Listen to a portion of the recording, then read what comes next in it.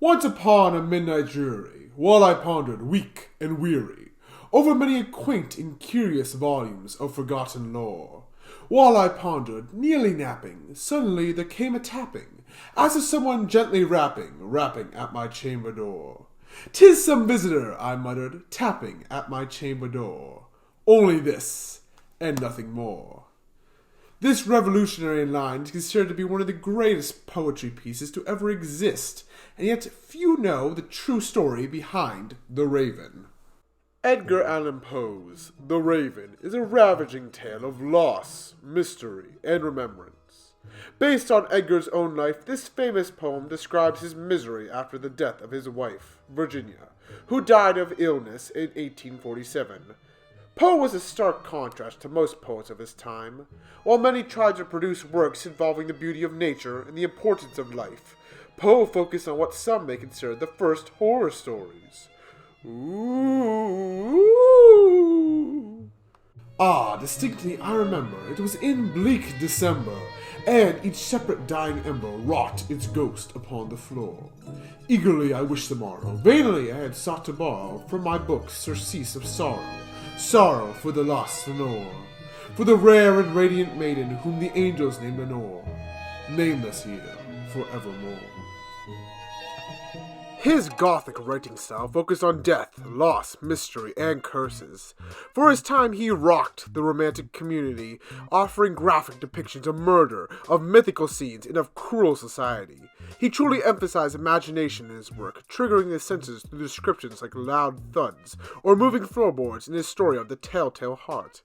Often his stories and poems use dense scenery to depict mood by describing bleak, run-down, and luxurious yet empty spaces.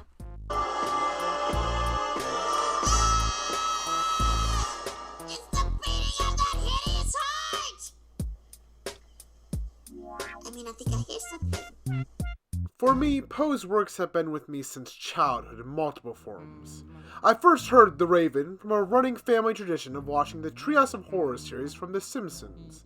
The very first version of this series is a comical and yet excellently narrated version of The Raven that I still watch every Halloween every year.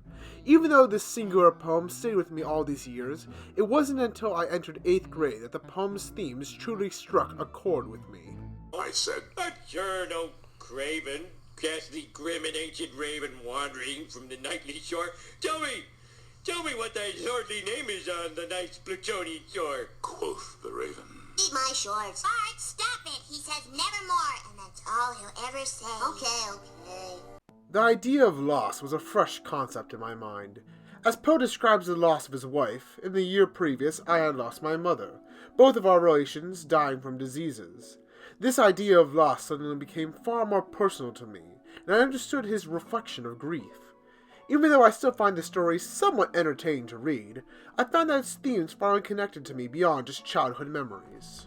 "Be that word our sign imparting, bird or fiend," I shrieked upstarting, "come get thee back into the tempest in the night's Plutonian shore. Leave no black plume as a token of that lie that soul hath spoken. Leave thy loneliness unbroken, quit thy bust above my door. Take thy beak from out my heart, and take thy form from off my door."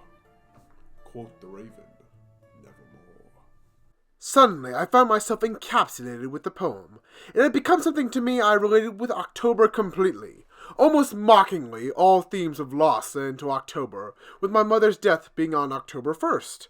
Halloween being in the same month as well, and the tradition of watching The Raven all accumulated into this mass concept, built around the poem and Poe. Adding these outside themes with the deep and vibrant setting of the Raven's room, and it just gives me a complete sense of enthrallment every time I read the poem. "And the Raven, never fleeting, still is sitting on the pallid bust of Pallas just above my chamber door, and the eyes have all the seeming of a demon who is dreaming, and the lamplight over him streaming throws a shadow on the floor, and my soul from out that shadow that lies floating on the floor shall be lifted nevermore."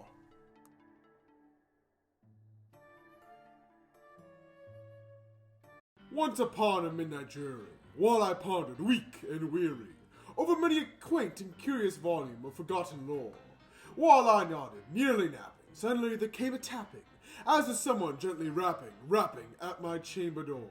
"'Tis some visitor," I muttered, tapping at my chamber door. Only this, and nothing more.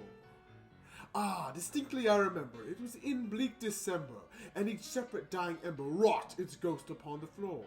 Eagerly I wished the morrow, vainly had sought to borrow from the books surcease of sorrow for the lost Lenore, for the rare and radiant maiden whom the angels named Lenore, nameless here forevermore.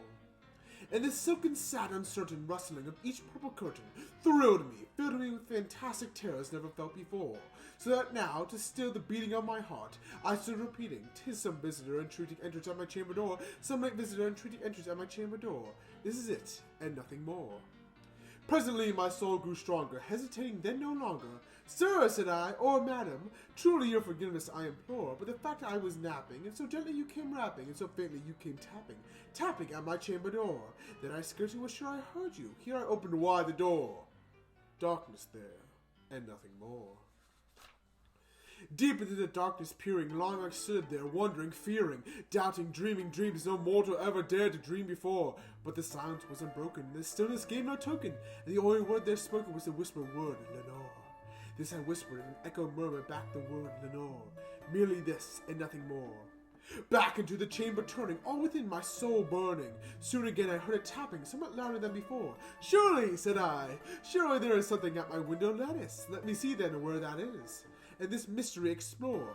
Let my heart be still a moment longer, and this mystery explore. 'Tis the wind, and nothing more." Open here I flung the shutter, when, with many flutter, in stepped a stately raven of the saintly days of yore. Not the least obese made he, not a minute stopped or stayed he, but with mien of lord or lady, perched above my chamber door, perched upon a bust of Pallas just above my chamber door, perched and sat, and nothing more. Then this ebony bird beguiling my sad fancy into smiling, by the grave and stern decorum of the countenance it wore. "Thou thy crest be shorn and shaven, thou," said I, "art sure no craven, ghastly grim and ancient raven, wandering from the nightly shore. Tell me what thy lordly name is on the night's Plutonian shore." Quoth the raven, "Nevermore." Much I marveled this ungainly fowl to hear discourse so plainly. There was answer little meaning, little relevance bore, for we cannot help agree that no living human being ever yet was blessed with seeing bird above his chamber door, bird or beast upon the sculptured bust above his chamber door, with such name as Nevermore.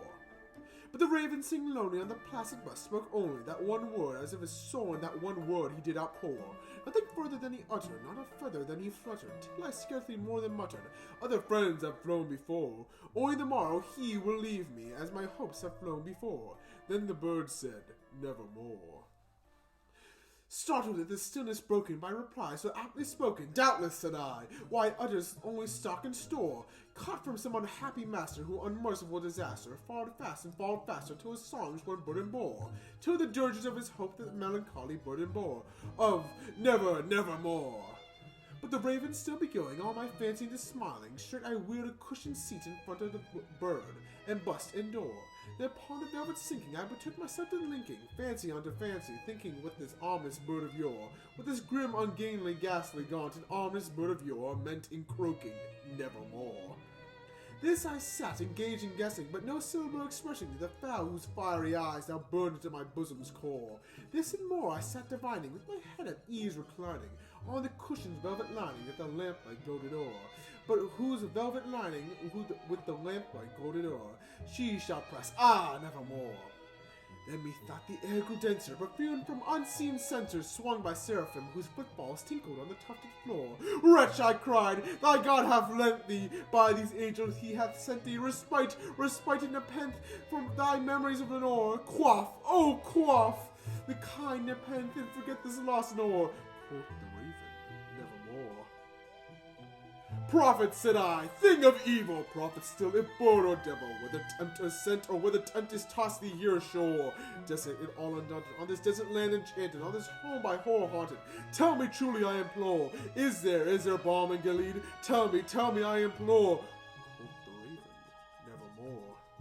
"Prophet," said I, "thing of evil, prophet still, if bird or devil, by that heaven that bends above us, by the God we both adore, tell this soul with sorrow laden if, with a distant aid, and it shall clasp a sainted maiden whom the angels name Lenore, clasp a rare and radiant maiden whom the angels name Lenore.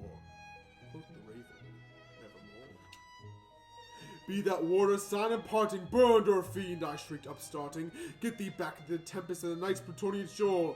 Leave no black plume as a token of that lie that lie thy soul has spoken. Leave my loneliness unbroken. Quit thy bust from above my door. Take thy beak from out my heart, and take thy form from off my door. Quoth the raven, nevermore.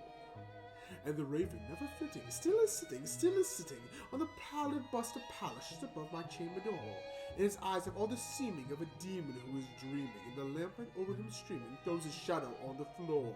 And my soul from out that shadow that lies floating on the floor shall be lifted